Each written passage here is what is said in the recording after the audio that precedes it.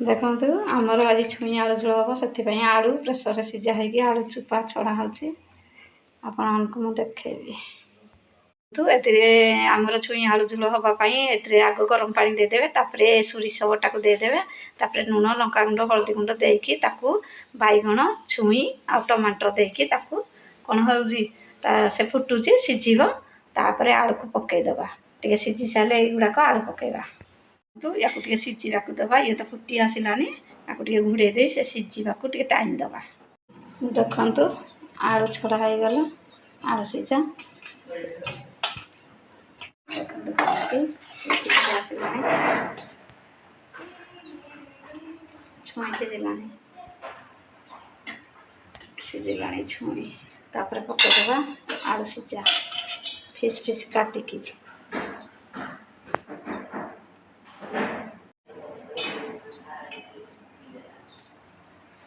ଆଳୁ ସିଝା ପଡ଼ିଗଲା।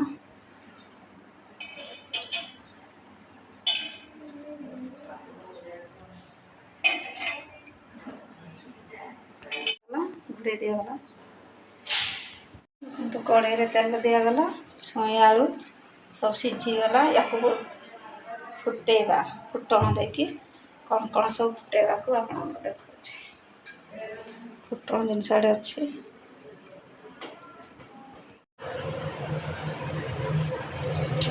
ଜିରା ପଡ଼ିଗଲା, ତାପରେ ସୋରିଷ ଟିକେ ପଡ଼ିଗଲା,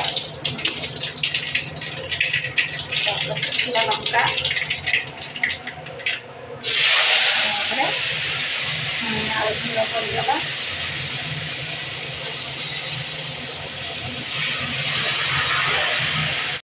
ଆଳୁକୁ ଅଳ୍ପ ଦେଇକି ଚଣକୁ ଜମୁଛେ କାରଣ ଝୋଳଟା ବହଳିଆ ଟିକେ ହେବ, ସେଥିପାଇଁ ଟେଷ୍ଟ ଲାଗିବ। ଆଳୁ ସବୁ ପଡ଼ିଗଲା। ଦେଖନ୍ତୁ ଦେଖାଯାଉଛି, ଦେଖନ୍ତୁ ଟମାଟୋ ପଡ଼ିଛି, ପୁରା ଲାଲ ଲାଲ ଦେଖାଯାଉଛି। ବହୁତ ଟେଷ୍ଟି ଛୁଇଁ ଆଳୁ ଝୋଳ।